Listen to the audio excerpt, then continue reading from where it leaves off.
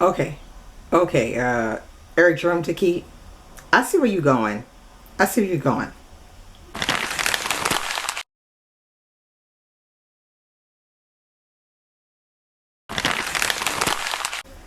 Hey guys, I'm back and I'm here with my review of The Blackbirds. As you remember, I mentioned this book in my new releases of 2016, and I picked this book up and read it fairly quickly. It is quite a chunker though. It's just into the 497 pages, something to that effect.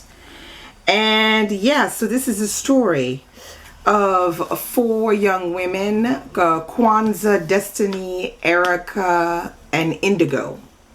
And they are very good friends. These four women, each of them has some serious difficulty in their lives at the moment that they're trying to deal with or to regulate. Now, I'm not going to tell you much more than that. But I think what I'm going to do is I'm going to read you a passage, if I can find it. Okay, here it is. I'm going to read you a passage so that you get an idea of the style of writing. Because Eric Jerome Dickey, this is pretty, I would say this is pretty much classic Eric Jerome Dickey. But I'm just going to read a little bit of the style so you can see. Although I feel like his writing style was better in his earlier work than in his later stuff. That's just my opinion. I don't know, maybe I'm wrong, but I just prefer the way he wrote in his earlier work. But anyway, this is a little paragraph. Indigo, Bose, Fumilayo, Titalayo, Titololo, Mojisolo, Morinke, Abdulrahman, an amazing name that used up a lot of ink, a name that could cramp your hand when trying to write it all at once, a name she was proud of and loved to articulate. Then watched the stunned looks on Americans' faces.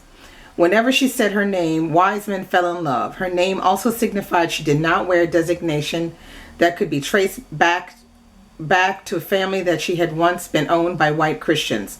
Her name let them know that her history wasn't rooted in American slavery and Jim Crow. Her heritage didn't go back to an area of Confederate flags. Her name said that no matter how you felt about Africa, her family tree had not been compromised and her bloodline had not been conquered. There were no chains in her direct ancestry. Okay, so that gives you an idea of what it's like. Now, keep in mind that's one of the nicer passages of the book. It's, pretty clean, pretty easy to understand. But a lot of this book is rooted in pretty much this new urban type of vocabulary.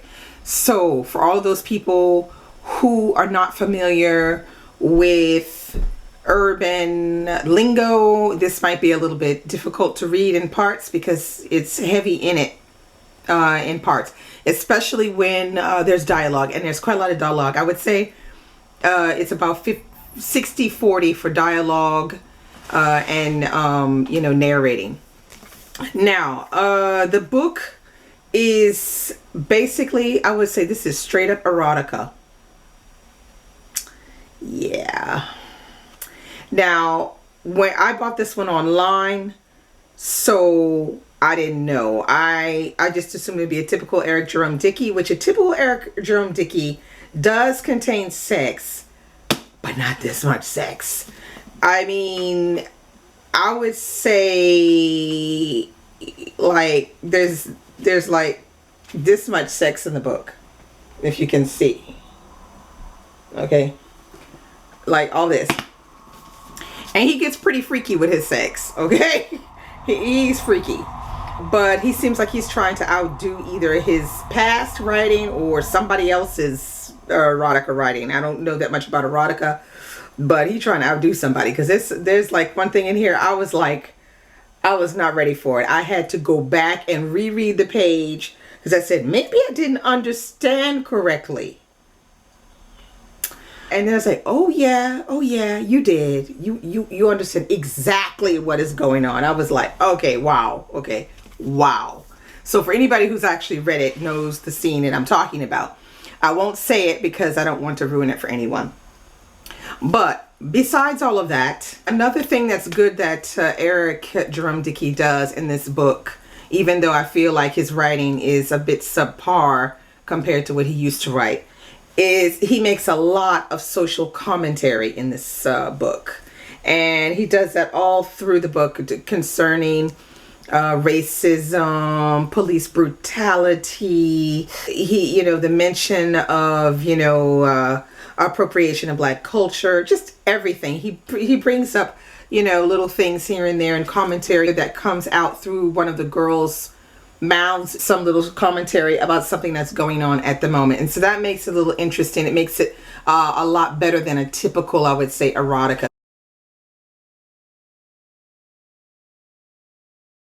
Now, the other thing I wanted to talk about with this book is, if you notice, there's nowhere in this book on the cover that's written that it's erotica. In my blog post, I talked about this, and this is one of the things that I'm really, grasping with, is this idea of labeling on books that they are erotica. Now, most books, I think a lot of white authors, when their books are basically erotica, there is something on the cover that says, hey, beware, this is erotica, like that. Whereas with this one, they put it, I didn't realize until I opened it, it's right here on the front flap. It says, New York Times best-selling author Eric Jerome Dickey delivers his next delectable erotic romance. There you have it. It's right there. Now, that was a surprise for me, and I was wondering, what's that all about? Like, where do you find this book when you go to Barnes and Noble? So somebody down below, let's get a discussion going about this. Is this just, like they feel like, okay, Eric Jerome Dickey is a household name in the black community, so we don't need to write that, there's going to be sex because people know. But, or did they not write it in case they wanted to attract other people to the book? Because the cover is bomb, okay? Did they just, say, okay, we'll just leave it like this so that we can attract some people, but they won't know that it's erotica until they open it up and see it here. If they don't open up the flap and look here, then they won't know this erotica. I mean, I don't know. What is that all about? Because, frankly speaking, if I knew it was going to be erotica, I wouldn't have rushed to read it. But, all in all, I gave this about 3 stars. Because that's how I felt, after it was all over. It was an enjoyable read, it was good. It was good.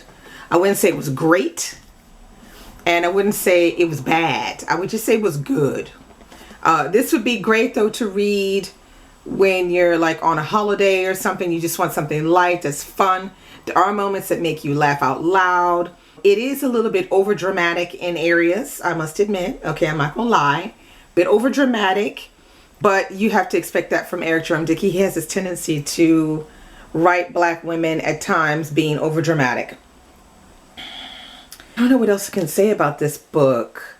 If there's anybody that's watching that reads Eric Jerome Dickey regularly and has read, like a lot of, because he's written a lot of books, and I have to admit I haven't really read. I read a lot of his stuff in the beginning, like this one, Between Lovers, and Friends and Lovers, and Milk in My Coffee. I really like this one, Milk in My Coffee. I haven't had a chance to read any of his new detective series, that kind of thing.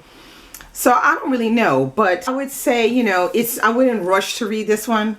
It is 3 stars, but if you're looking for something erotica, I say go for the erotica, have a read of it. The sex is a lot more interesting to read than it was to read 50 Shades of Grey. That's all I got to say. E.L. James, she need to get some lessons from Eric Jerome Dickey. Just saying. Okay. So that's all I have for you today. Comment below if you have any commentary on what I was saying about how books are labeled, how books by black authors are labeled when they're erotica, as opposed to the way white authors are labeled when they are erotica, and what you thought about this book if you read it. Did you love it? Did you not love it? Let's talk about it. Bye.